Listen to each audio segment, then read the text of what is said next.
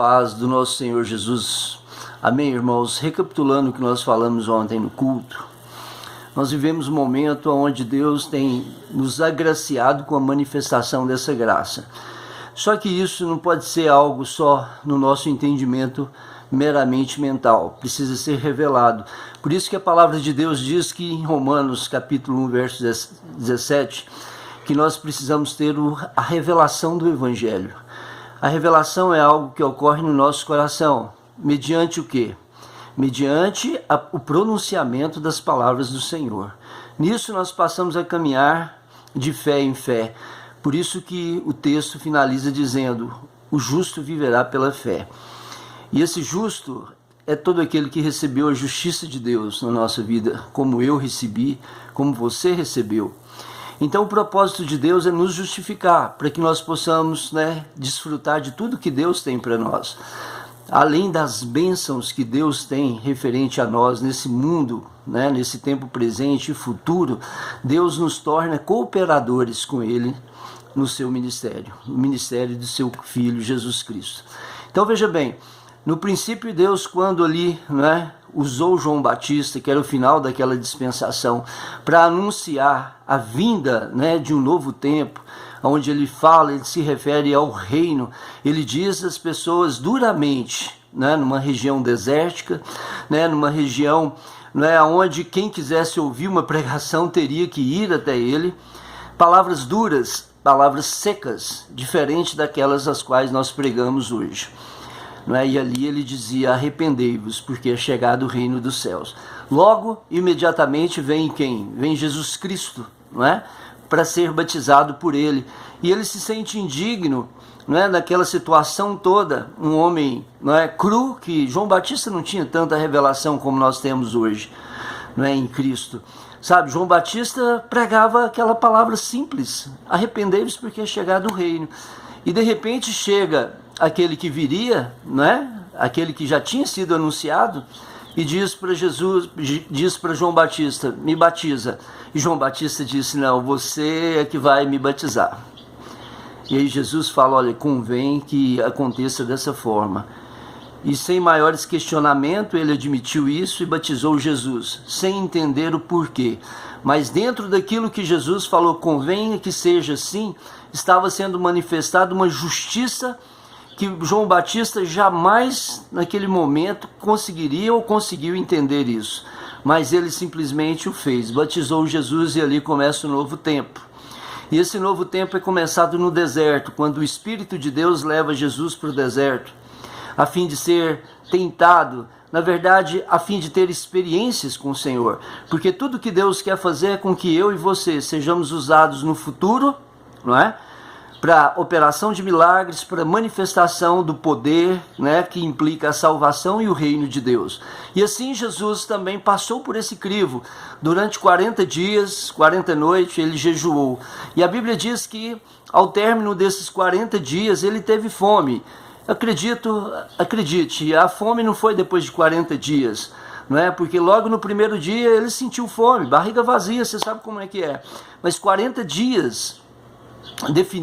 definindo essa fome, ele chegou num estado crítico. 21 dias sem comer, meu irmão, nós já perdemos todas as nossas energias.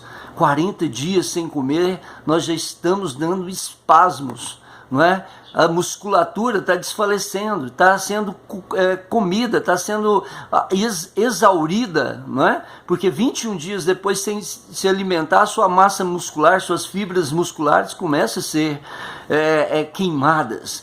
Então 40 dias ele estava num estado muito crítico. E ali veio a primeira pergunta, por que você não transforma essas pedras em pães? Quantos de nós temos cedido a essa pergunta? Não temos crido em um Deus provedor. Sabe, Jesus numa situação ali de tremenda fome e necessidade, ele teve tudo para pensar que Deus o abandonou, mas Deus não o abandonou.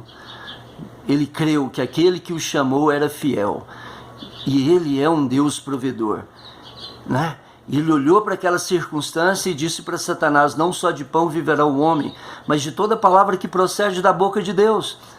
Sabe, isso nós temos que viver isso na prática, não é? Nós não temos que ficar na nossa força humana, querer resolver problemas, sabe? Dizer para as nossas pedras se transformarem em pão e esperar, e não esperar a provisão de Deus. Deus é o que nos chamou e Ele proverá.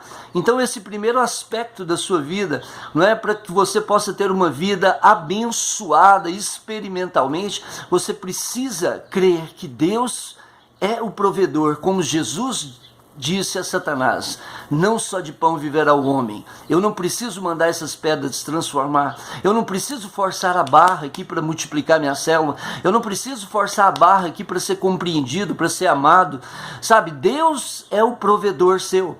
E segundo aspecto, quando Satanás levou ele a um pináculo, não é? E disse: olha, pula lá embaixo, que aos seus anjos Deus dará ordem ao seu respeito para te guardar.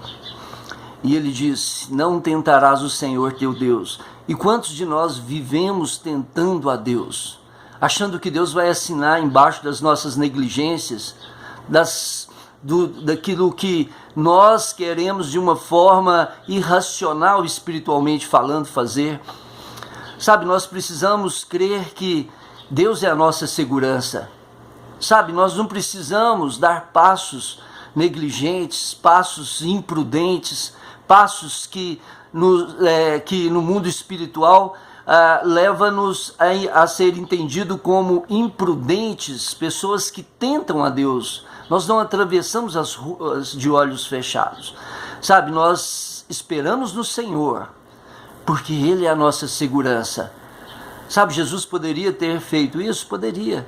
Mas Ele disse: não tentarás o Senhor teu Deus.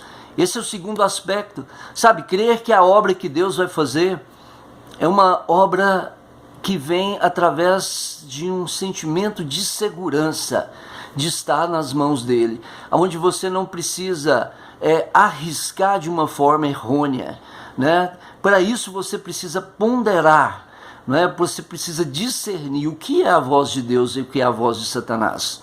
A voz de Satanás não disse o que era mentira, mas ele distorceu essa verdade. E quantas vezes o diabo tem distorcido essa verdade na sua vida?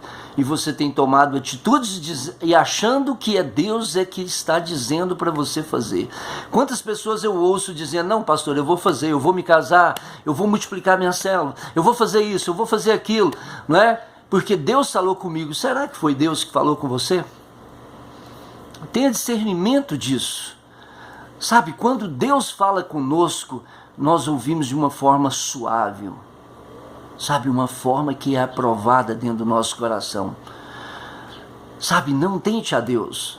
Espere no Senhor, que o mais Ele fará. Busque Ele, busque a justiça dEle. Sabe, essa justiça é a revelação que você precisa ter do Evangelho. Sabe, não é só encher a sua cabeça de Bíblia.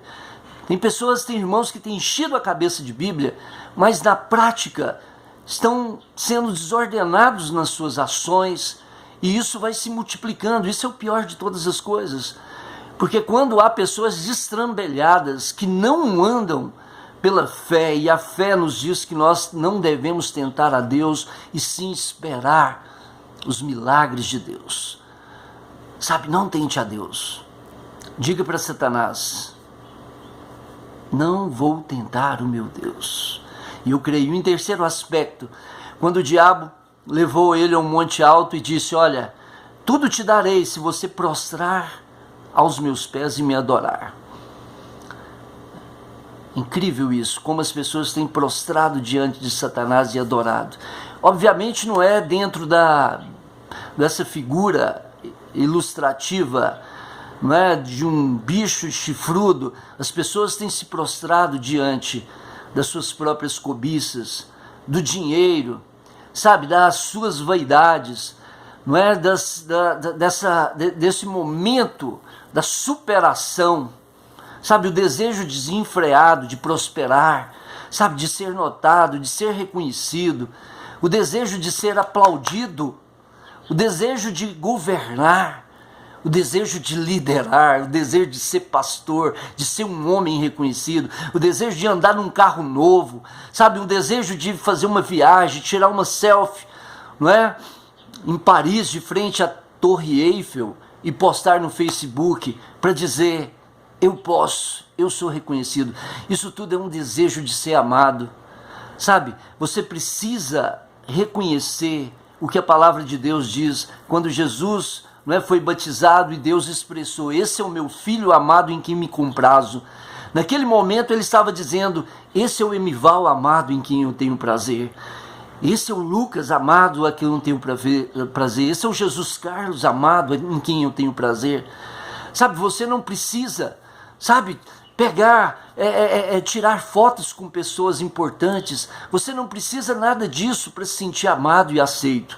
Você é aceito porque Deus te ama naquele dia que Ele manifestou através ali da morte, né, na cruz. Todo o amor que estava ali explícito sobre Jesus, Ele está hoje explícito sobre você e te justifica.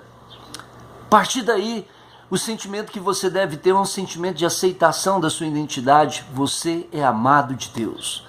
Mediante esse sentimento de amor, mediante esse sentimento que é no seu mais profundo íntimo, que é no seu espírito, sabe, você vai se dar por satisfeito. E verdadeiramente você vai adorar o único que é Senhor e Salvador da sua vida. Sabe, você precisa passar por esses 3 crivos, de sentir amado de Deus, sabe, de ser provido por Deus, e ter clareza que você está seguro nas mãos de Deus. A sua previsibilidade é a única garantia, o amor de Deus sobre a sua vida. E a Bíblia diz que após isso, Jesus disse: arreda-te, Satanás. Sabe, logo vieram os anjos e os serviram. Não é o serviço de servir uma mesa com comidas, porque Jesus estava com fome, não, nada disso. Serviu de poder, de unção. E ali Jesus começa o seu ministério de uma forma maravilhosa, forte. É isso que Deus quer fazer na sua vida. Presta atenção. Deus quer fazer o poder dele manifestar na sua vida, para que você, a hora que abrir a boca na sua célula, as coisas possam acontecer. Aquilo que eu fiz ontem ali, a manifestação do poder de Deus em nome de Jesus, declarando uma cura, isso que deve ser feito no âmbito da sua célula. Sabe, as pessoas têm que receber a unção de Deus. Mas eu pergunto para você, você tem revelação da sua identidade? Se você tem, você vive o Evangelho. E eu creio que a cada dia Deus está manifestando isso na sua vida. Você é amado de Deus, você está seguro nas mãos de Deus e você é provido. Prosperidade vos alcance em nome de Jesus. Um abraço, tenha uma célula abençoada.